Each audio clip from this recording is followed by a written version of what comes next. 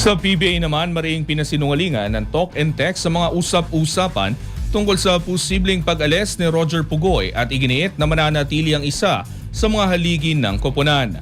Ang ibang detalye alamin sa aking pag-abante.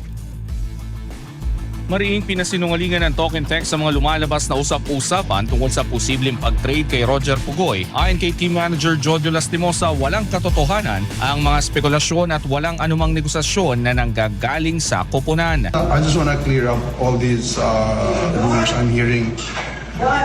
Because if there's something going on with the team, it will be coming from our end. And I just want to say that there's no truth whatsoever to the rumors of Roger going anywhere. Roger is the pillar of TNT.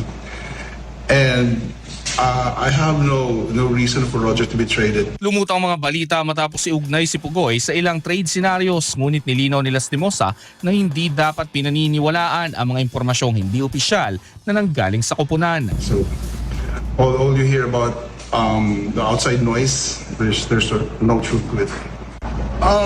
Ang message ko lang is not to believe in what they hear in the media, in the other news, especially if it's not officially coming from TNT.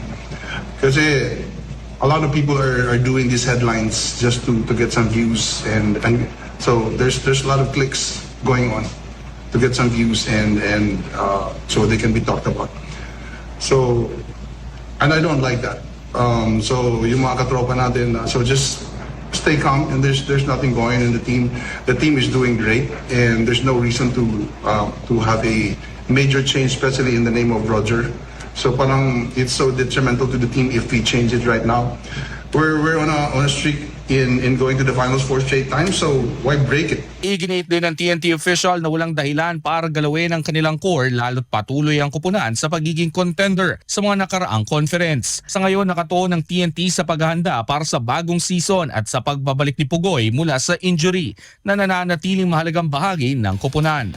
Ako si Sus Valdez, Abante Sports, nauna.